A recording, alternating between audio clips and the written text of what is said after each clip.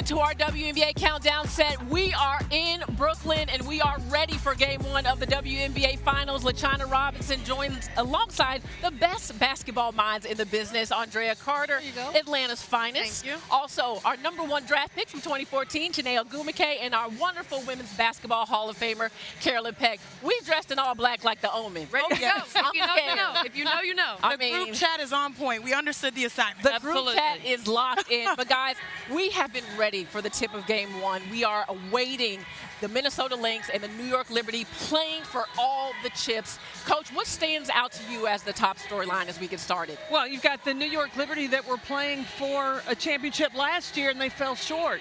So now, how do they bounce back?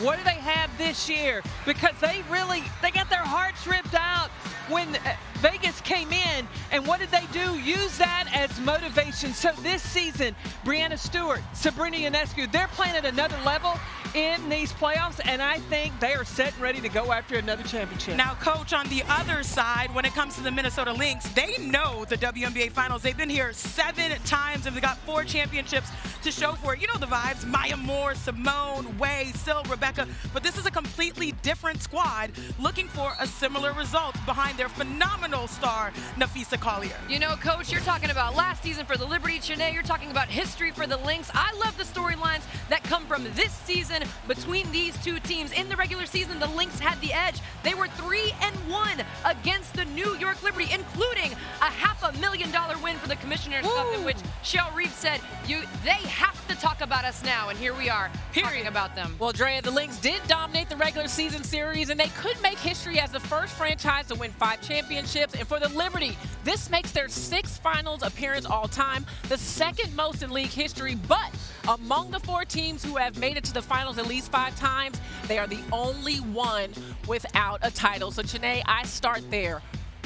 What makes you believe that this could be the Liberty team that gets this organization over the hump? What I love is that this has been a tremendous season for the WNBA. The WNBA is 28 years young. I like to say young instead of old. And the Liberty are a founding franchise, but they have yet to win a championship. They're only 3 games away. Now, they've had some really great teams in the past. I think of the early 2000s when you have Teaspoon, Becky Hammond, our own Rebecca Lobo, Kim Hampton, so many great players.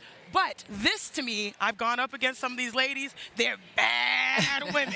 When you talk about Sabrina Ionescu in the clutch, Breanna Stewart, who can play 1 through 5, JJ, who can own the paint. This squad is the best, and their goal is to deliver. Well, and you talked about Sabrina Stewart. Why did she come here? And it was to bring a championship to her home state. And so what really is going to get you to lock in and be motivated to do the work in the offseason is that sting of not having won last season. Not only was it Stewie, but Sabrina. Sabrina came in with a chip on her shoulder, an edge, a toughness.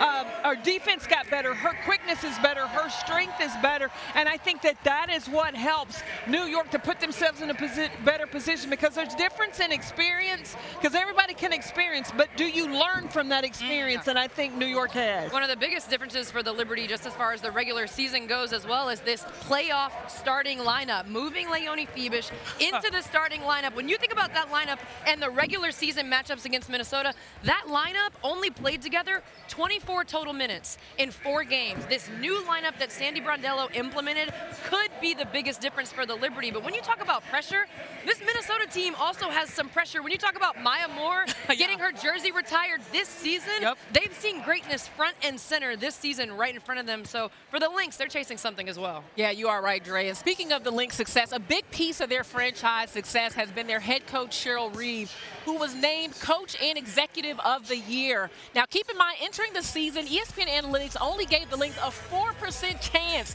to be the top 2 seed in the playoffs, yet here we are, only 5 returning players from last year's roster, and they went from a losing record to 30-10. 2 of their starters weren't even on the team last season. We weren't talking about the Lynx. Yeah, Cheryl Reeves said, you don't want to talk about us, we're going to give give you something to talk about. Absolutely. And let's start there, Drea. What really makes this Lynx team so special? This woman right here, Napheesa Collier, is the truth. She is an absolute superstar. She's poised, incredible footwork. She can get her shot off from absolutely anywhere. 27 points per game this postseason. She is leading all players in scoring and rebounding in the postseason. It has been incredible to watch her play. She's had 25 or more points in 5 out of her 7 games. And the biggest thing for me with Napheesa, watching her in that Connecticut series, put the pieces together and figure things out to have a monstrous game right at the end. And Dre, I think one of the things that Napheesa get open so much in the movement is a point guard. And Courtney Williams has been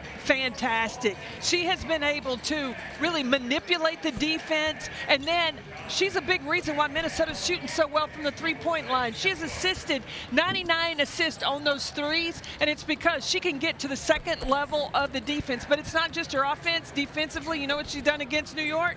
Well, against Sabrina, she's held her 0 for 9 when she's the primary defender, and 0 for 6 from the three-point line. Her defense has been just as important. But how about this, y'all? And before I go, Courtney Williams just plays with so much joy. Yeah, That taking the pressure off of players like Kayla McBride. I mean, they call her McBuckets for a reason. She is a sniper. Now, against this New York Liberty squad, her numbers have dipped, but historically, you have to guard her no matter where she is. She finished 2024 with 105 three-point field goals, the 6th most in the WNBA. We're in the same class, and her poise, her veteran presence, we're talking about a team that had a lot of new pieces. She was a consistent factor for them. So to be able to lean on her in these moments and to have one of her best seasons, it's been truly an impressive start for her.